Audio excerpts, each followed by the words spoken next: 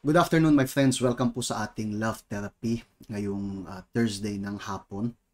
And we are here once again para magbigay sa inyo ng guidance gamit ang salita ng Diyos patungkol sa self-reconstruction as we are nasa huling phase na, ika-7th phase. At kayo na nanood last week, it's all about yung nakatira na, diba? Yung tenants na.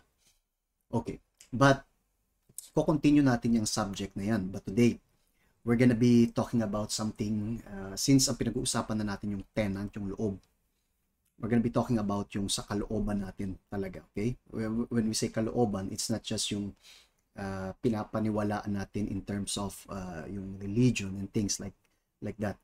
But last Monday, meron akong minention sa mga tao regarding ideologies, mga tinatanggap mong ideas. Kasi ang buhay natin ay hinuhugis ng mga ideas na tinatanggap natin.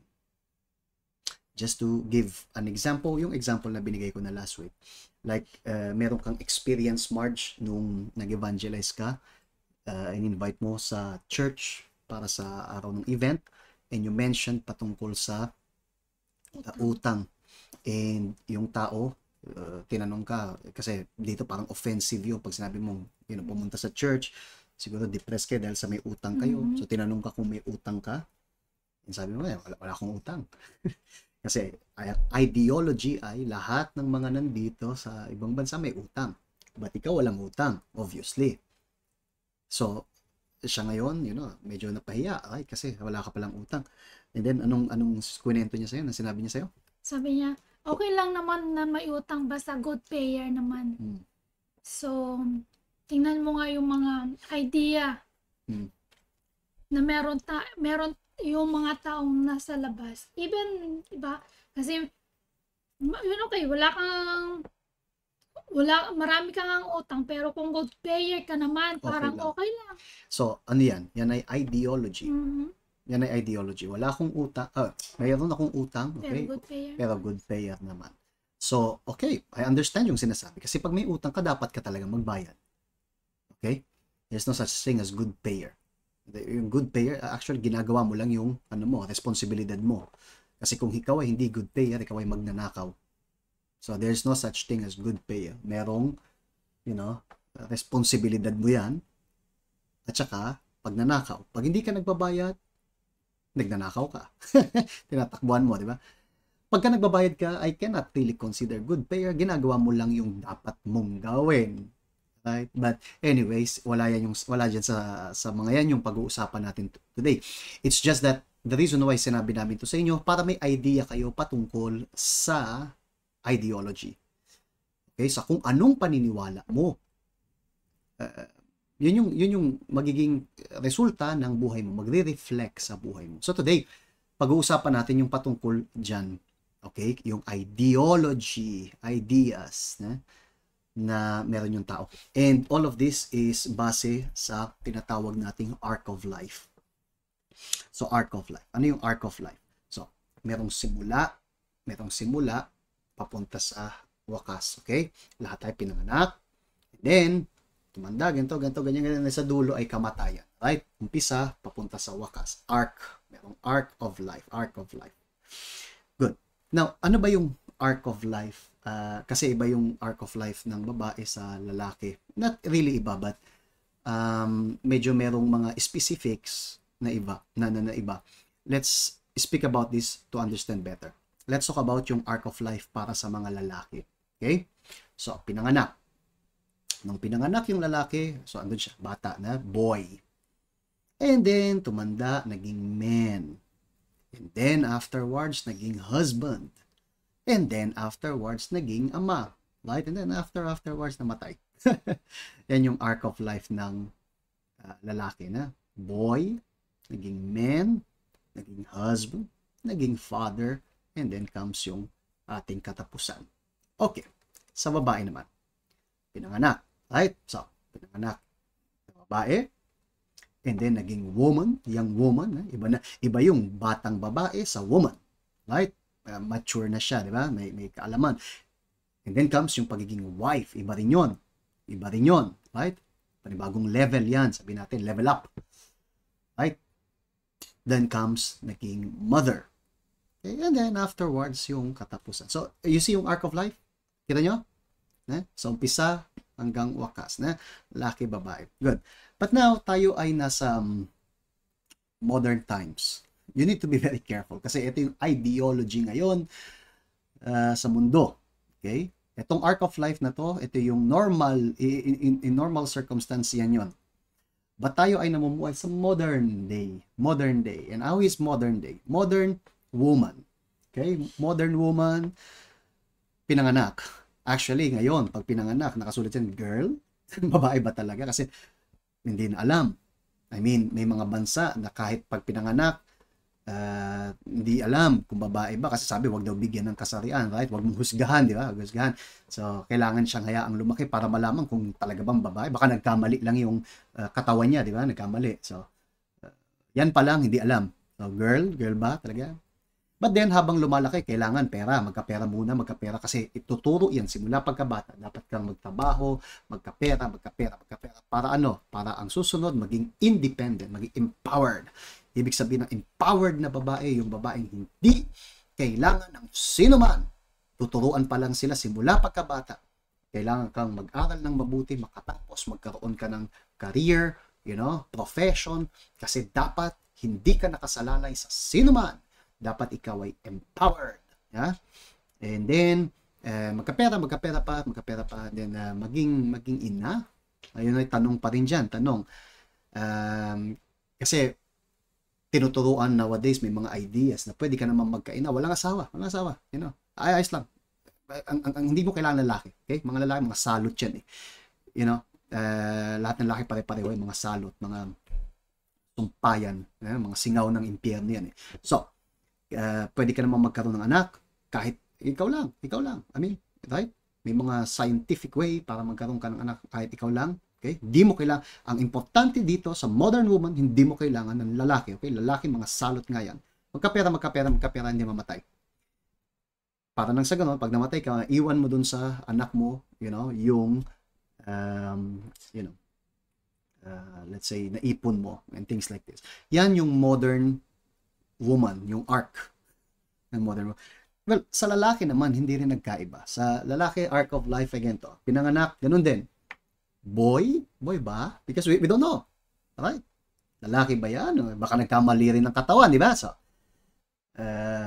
minsan nagkakamali, di ba? Nagkakamali yung di ba? Yung Diyos, di ba? So, nagkakamali. Right? So, lalaki ba yan? Or not? We don't know. But then the same thing, kailangan ka magkapera. Yung mga lalaki dati magkapera kasi ang habol ng mga babae sa inyo, mga pera lang yan. Ang pinakamasayang lalaki may pera. Pag wala kang pera, wala magkakagusto sa iyo kasi yung mga babae pare-pareho lang yan. Mga singaw din yan ng impyerno, sabi nila. So, kailangan magkapera ka. In fact, habang lumalaki sila, matututunan pa nila maging alpha male. Ano yung alpha male? Ikaw yung yung mga babae, ginagamit lang yan. Kasi gagamitin ka lang din yan. So, ayos lang. Gamitan tayo, di ba? So, alpha male. Ako yung may control. Yung mga babae, yung mga, hindi na kailangan pakasalan yan. Wala nang husband. Maging ama na lang. Father? Question mark. Why?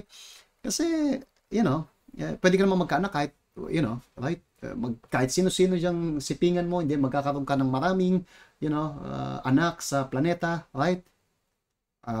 I put there father, question mark, kasi kailangan questionin yan. Ikaw ba talaga ay ama? Yung ba talaga ang meaning ng ama? Katulad kanina, yung ina, mother. Ibig ba sabihin ng pagkakaroon lang ng anak? Ibig sabihin ba, ikaw ba ay magulang na? And there you go. Yan yung sa modern men, ito yung modern woman. Okay? Magkapera, mamatay afterwards. Ganun din sa babae, di ba? So, magkapera, and then, maging empowered, di mo kailangan mga salot na yan, right? And there you go. Sa lalaki rin, hindi mo kailangan ng mga yan, right? Ganid sa pera, right? There you go. Okay. Now, let's go back sa inyo sandali. Nasa ako. I think this one. Okay, I mean this one. Oh, okay, this one. Alright. Now, let's talk about this. Bakit natin pinapakita sa inyo yung arc of life na ganyan? Kasi, as you can see, March, we can see na ibang-iba yung projection ng buhay. Ibig sabihin yung gustong maabot ng tao. Ngayon, sa talagang plinano ng Diyos. Sa talagang plinano kasi yung Diyos merong plano. Okay? So, pinanganak nga yung lalaki. Let's talk about separately. Pinanganak yung lalaki. And then, yung batang lalaki. And then, nag-mature. Habang nagmamature siya, natututunan niya na naihanda yung sarili niya para maging mabuting asawa. Yun ang kagustuhan ng Ama. Yun ang kagustuhan ng Diyos. In fact, sa Biblia makikita natin na ang kagustuhan ng Diyos, let me just put back sa inyo. Okay, here. Maging mabuting asawa yung lalaki. Iba yan dun sa binasa ko sa inyo kanina, sa sinabi ko sa inyo kanina katulad sa modern men. Ibang-iba yan. Hindi pagiging alpha male, macho. Ano yung alpha male?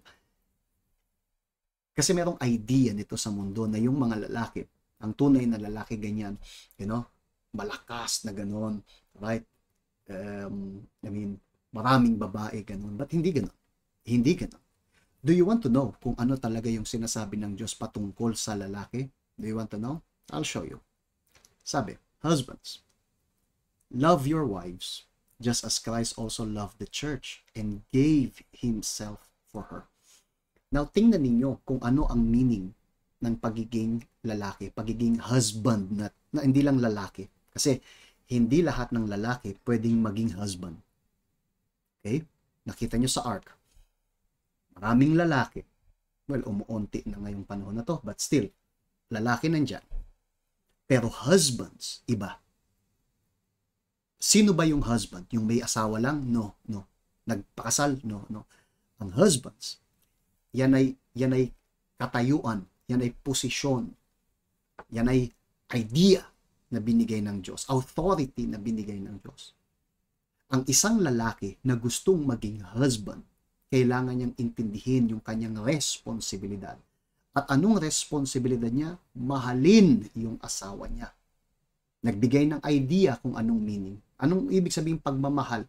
Ibinigay, katulad daw ni Jesus, na ibinigay niya yung sarili niya sa church. In fact, you know na si Jesus ay namatay para sa church. Ibinigay niya yung sarili niya, binigay niya lahat. Iniwan niya yung posisyon niya sa langit, nagkatawang tao alang-alang sa mahal niya sa church. Nag-sacrifice siya para sa kanyang asawa. And this is the real meaning ng pagiging husband. Ang husband, hindi lang yung magpo-provide ka ng kung anong kailangan, pera o whatever. Kasi even today, may mga babae nga na yun ginagawa na nila.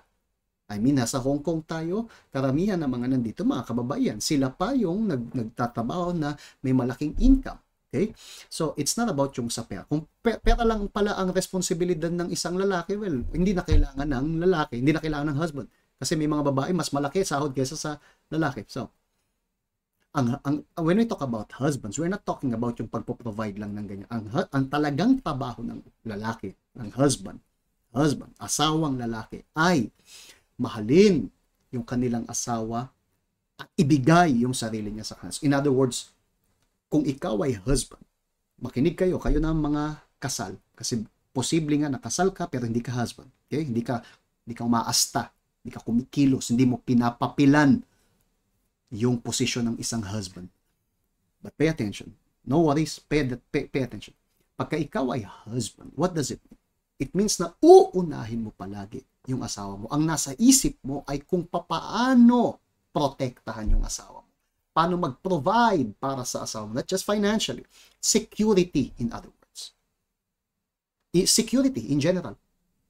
Yung mga babae dapat maging secure sa kanilang asawa.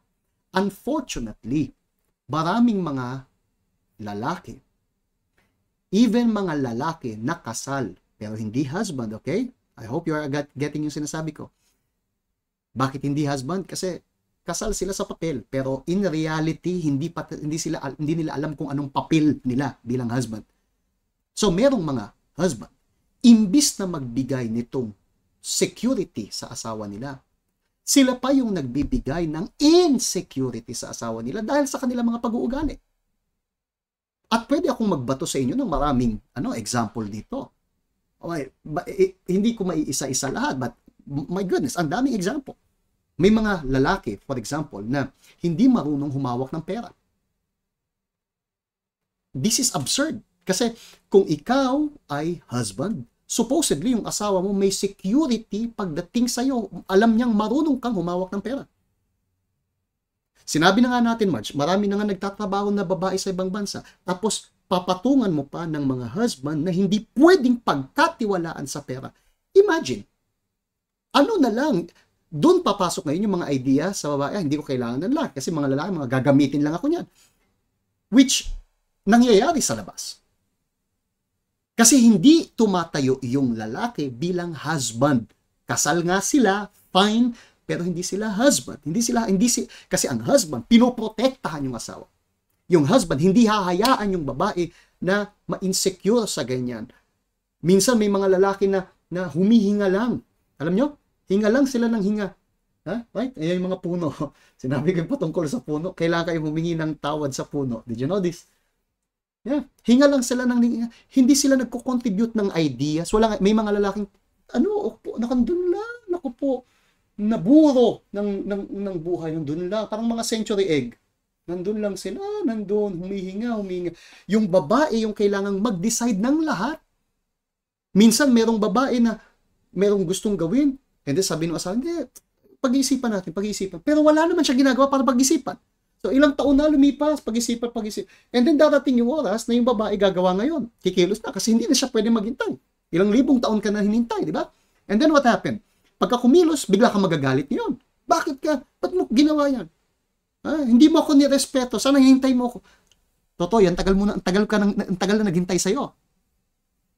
Ang tagal nang naghintay sa'yo, pero dahil sa ikaw ay pabaya, ikaw ay aksayador ng oras, bakit pa maghihintay? Mali ba ginawa? Mali. Pero yun ay dahil sa may binigay kang dahilan. So, maraming mga kalalakihan, I can speak about this sa mga kalalakihan, kasi lalaki ako, sasabihin ni Marge yung sa iba, because maraming mga kalalakihan na hindi husbands. Kung ikaw hindi husband, even father, sinabi natin ito, father, di ba? Hindi ama, hindi marunong magbigay ng example sa anak. May anak, pero hindi magulang. Hindi ama, hindi. Kahit sino pwede magkaanak, right? Pero it doesn't mean ikaw ay magulang. May mga tao na talagang pabaya when it comes to these things. I'm telling you. May mga tao na pabaya. And that is why, yung ark nag-iiba. You see yung sinabi ng Diyos, husband, love your wives, just as Christ also loved the church and gave himself. Sa madaling salita, kung gusto nung lalaki na maging husband talaga, dapat matutunan niyang unahin yung asawa niya, ibigay yung sarili, gawin ng lahat para sa asawa niya. Meron pang isang example na pumasok sa utak ko about yung mga asawa na imbis na ang tayuan, sabihin natin kampihan, maybe mali ang salitang yan, but salihan, samahan, i-agree ay yung asawa nila, but no, ang ina-agree yung mga kamag-anak, mas nakikinig sa kamag-anak, mas nakikinig sa kung sino kaysa sa asawa nila. So, husband ba yan? Hindi husband yan. Ang tawag dyan, totoy, bonjing, hindi siya nag-mature, okay? So, boy, man, bonjing. Bumalik sa bonjing. Pagka bonjing, hindi naging husband. Bonjing. Mas boy and things like this. Hindi naging, you know what? Nagpakasal ako sa'yo. We are gonna do this. Lilipat tayo. Hindi tayo maninirahan sa mama ko. Lilipat tayo. Ayokong may nakikialam. Ikaw at ako. Doon tayo mag-raise ng family natin. Wow. So, yan yung pagiging mature. Yan yung arc na sinasabi natin. So, yan yung sa lalaki. Now, when it comes sa lalaki, good. Now, when it comes sa babae, sabi naman sa Ephesians pa rin, sabi niya, wives, submit to your own husbands as to the Lord. So, ano naman daw yung arc para sa mga babae? Wives. Hindi lahat ng babae wives. Merong mga kasal na hindi wives. Merong mga babae na hindi alam kung anong meaning ng pagiging asawa. Asawang babae. When it says that submit to your husband, hindi naman yan sinasabi submit sa mga kalalakihan. No, sinabi submit to your own husband, sa asawa mong lalaki. Hindi sa mga sa asawa mong lalaki. Right? I understand. Maybe you would say, but Pastor, yung sinabi mo kanina patungkol sa kalalakihan, ganyan yung problema ko. Yung asawa ko, hindi asawa. Yung asawa kong lalaki, bonjing, tulad ng sinabi mo. And then, paano magsasubmit? Ang hirap. I understand this. And this is one more point para sa inyo mga kalalakihan. Minsan, may mga babaeng gustong mag-submit, pero paano makakapag-submit? Sabi kasi mag-submit sa husband, hindi mag-submit sa bonjing. Right? So, kung ikaw ay hindi husband, kung ikaw ay utak bata, ikaw ay immature, mama's boy, kung ikaw ay pabaya, ikaw ay aksayador ng oxygen. Okay? Kung ikaw ganyan,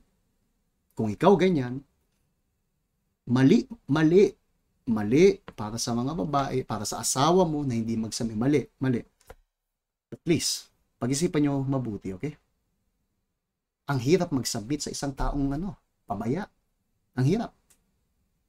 Minsan naghihintay sila sa inyo, ang tagal na nila naghihintay ng decision mo, pero dahil sa ikaw ay undecided sa kung anumang bagay, there you go, nahirapan sila. So, okay, yan yung mga sa lalaki. But now, Marge, yung sa mga babae, sinabi mag-submit. Isa sa mga problema ng mga kababaihan yan. Kasi maraming babae, pero hindi naman sila marunong na, kumilos, ilagay yung sarili nila sa papel ng wife.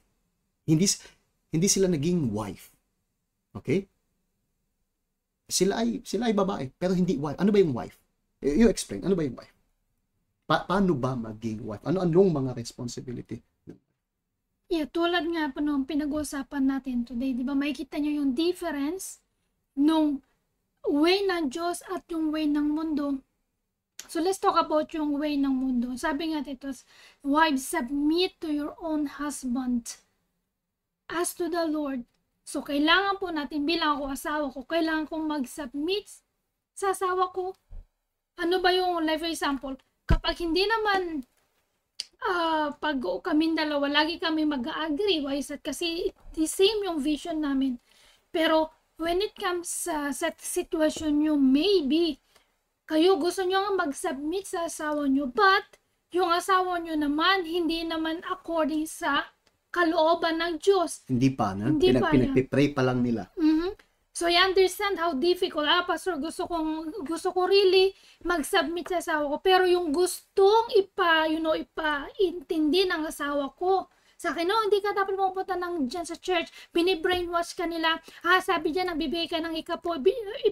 Pinapayaman mo lang yung pastor dyan. So, yun yung mga naririnig yung mga gano'n. Sabi niya, and now, saan ko ilulugar yung asawa, yung sarili ko? Nasabi nga dito sa Biblia, Diyos mismo yung nagsabi na, I need to submit sa asawa ko. Pero kailangan yung pong maging matured, right? Intindihin na kapag yung sinasabi ng asawa ninyo is kabaligtaran sa sinasabi ng Diyos, doon dapat kayo hindi mag-submit. Pero kung yung sinasabi naman ng asawa nyo is really combined. Walang kinalaman sometimes. Yeah. Even walang kinalaman sa relationship nyo sa Diyos. So, kailangan nyo really magsabi. Like example. Give example. Like example, okay. Let's say na uwi kayo ng, nagbakasyon kayo sa Pilipinas, right? And then, yung asawa nyo, sinasabi, darling, okay, can be na, kasi konti lang naman yung oras mo dito. Let's, really be together, right? Hindi yung buong Sunday ka, nandun ka sa simbahan mo, right? But please, kung konti na nga lang yung oras mo dito sa amin, and then lagi ka pang nandun. So why not na dalawang week ka lang dito. And then, the whole week nandun ka lagi sa labas, nag-evangelize. Malay bang mag-evangelize? Not. But kailangan nyo po really i-balance yung sarili nyo. And yung sinabi niyang yun makes sense. Even if, magandang example yan, even if sabihin natin unbeliever siya, okay? Unbeliever yung asawa mo.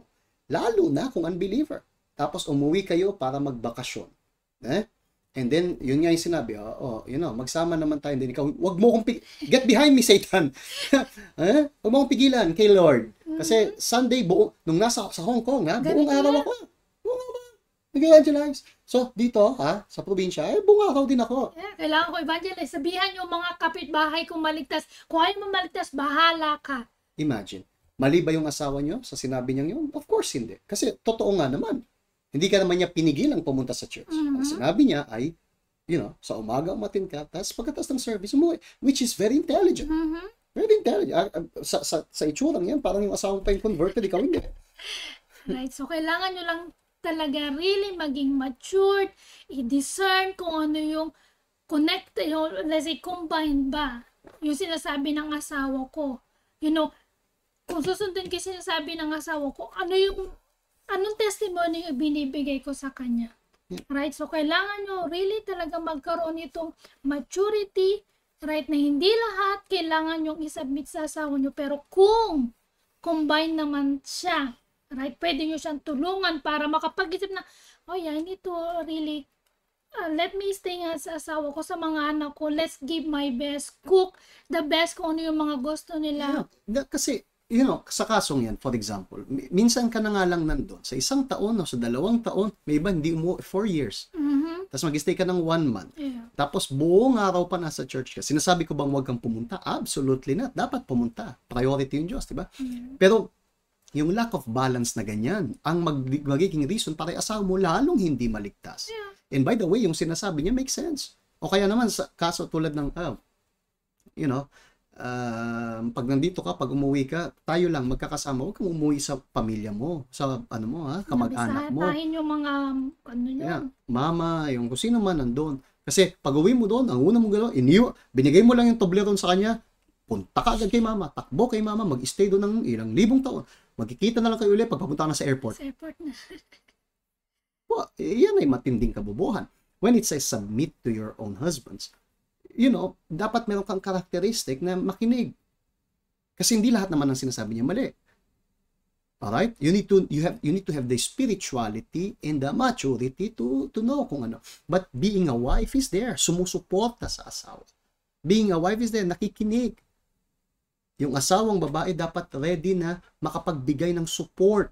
Yun ang ine-expect ko kay Marge. I don't expect her physically maging katulad ko.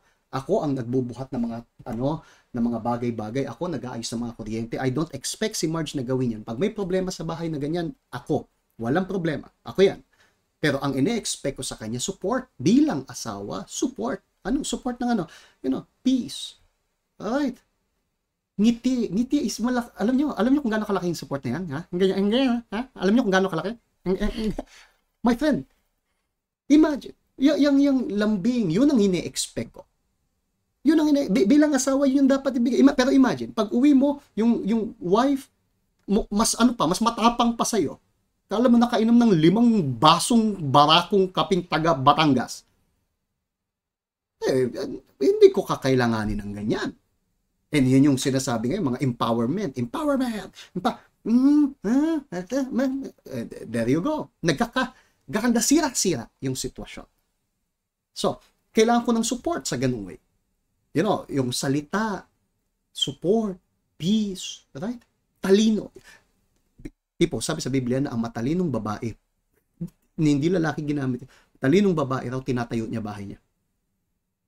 Pero yung babae raw nahangal sa sariling kamay, gamit ang sariling kamay, sisirain niya yung sarili niyang pamilya. Look how interesting this is. So kung kayo ay sumusunod sa arc ng Diyos, yung mga babae, you will be a wife. Anong wife? Ready to support. Mother. Ano yung mother? Kung may anak kayo, ikaw ay mother. Kaya mong turuan yung mga anak mo.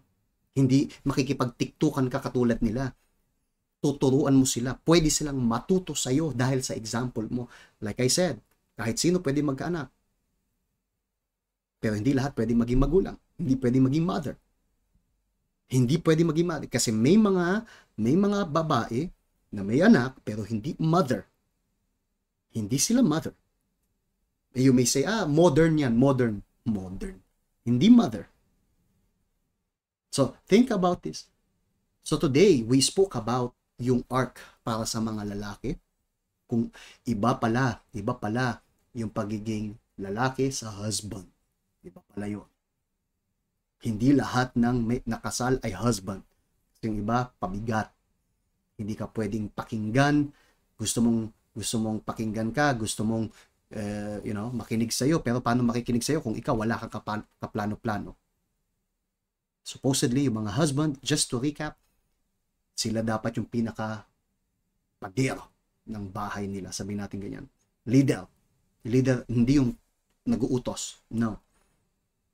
Sila yung kapag nag-decide, it makes sense. Hindi sila gagawa ng anumang decision na ikakasira ng pamilya niya, maglalagay sa asawa niya sa problema. Kung nag-decide kayo, let's bring it here sa lugar natin, nasa Hong Kong time. Kung nanonood kayo at kayo ay yung asawa niyo nasa Hong Kong, nagtatrabaho dito sa ibang bansa, wala namang problema yan. Dapat magtulungan. Pero gawin mo yung part mo dyan. Kailangan kang maging responsable. Huwag kang gastos sa mga walang kwenta. Huwag kang sugarol. Huwag mong gamitin sa drugs, sa lasingan ng barkada mong ganyan. Dapat walang ganyan. Sa motor, bili ng motor. Yung mga things na ganito. Kasi hindi pagiging husband, pagiging bonjing. Okay? Pagiging magnanakaw pa nga yan. Ninanakaw mo yung pinaghirapan ng asawa mo ng ganyan. Be attentive dyan. Okay? Sa mga babae, submissive. Ibig sabihin, matalino ka to know kung paanong makinig, kung anong gagawin. At itong sinasabi natin to, ito ay applicable din sa mga single. Yung mga single, ngayon pa lang matutunan nyo na to. Kung sasabi mo, halimbawa, merong single na lalaki, wala pang asawa, okay? And you say, grabe naman, ang hirap naman. So, ibig mo sabihin, ako bilang lalaki, ako dapat magde-decide ng lahat. Kailangan alam ko lahat. Yung ba yun? Yeah. Maging responsable ka. Ang bigat naman. Okay, walang problema. Pero huwag ka munang pumasok sa relasyon. Huwag kang mambabae. Huwag kang maghanap ng girlfriend. Wala. Diyan ka lang. Huminga ka nga lang. Hinga. Okay? Pero wala ka pa sa posisyon, sa lugar, sa maturity para pumasok sa relasyon. Kasi parang awa mo na. Pag pumasok ka sa anumang relasyon, sisirain mo lang yung buhay ng babae. Maglalagay ka lang ng trauma doon sa puso ng babae. So, ikaw, bonjing, diyan ka muna. Okay? Hintayin mo munang lumago ka, lumaki ka after some years. Then, pag nag-mature ka na after some years, there you go. Pwede ka nang pumasok sa relasyon kapag ka responsable ka na. Okay? Hanggat hindi pa responsable, wag mo. Sa mga babae naman, it's the same thing. Kung ikaw ay babae na puro arte, puro yabang, puro arte, puro ganda, paganda, pero hindi marunong, walang support, emotional, and lahat ng to, hindi ka wife. Yung wife na andun, pader din, isang pader, my goodness, na yung talino niya is very nice. Merong mga babae sa sa Biblia na they are inspiration. Sila Esther. Wow, sila ay pader. Reyna si Esther, but yung kanyang ugali is very strong. I mean, my goodness, what a strong woman. That thing. Very strong. Kung yung mga babae hindi pa ganyan, kung yung mga babae puro Barbie, I'm a Barbie girl, in a Barbie world. Kung ganyan ka, Barbie girl, okay, Barbie girl, go ahead, Barbie girl. And huwag ka munang pumasok, okay, sa anumang relasyon, pag-asawa, kasi sisirain mo yung buhay ng kawawang lalaki. Kawawang lalaki. Na nakasal nga sa isang magandang Barbie girl, in a Barbie world, pero, disaster naman, wala. Think about this. Meron niyang arc. Alright? That's all we want to share with you today. Alam ko na itong mga sinabi ko ngayon medyo, but that's it. yan yung message natin today. Okay, we will be back with you again. Kung may tanong kayo, magtanong kayo. Kung may mga comment kayo about this, sulat nyo sa baba. Paso, may comment ako patungkol sa bonjing. Paso, may comment ako tungkol sa Barbie girl. Write it down, babasahin ko mamaya. Okay, talaga. God bless you po. Kita tayo next time. Bye-bye.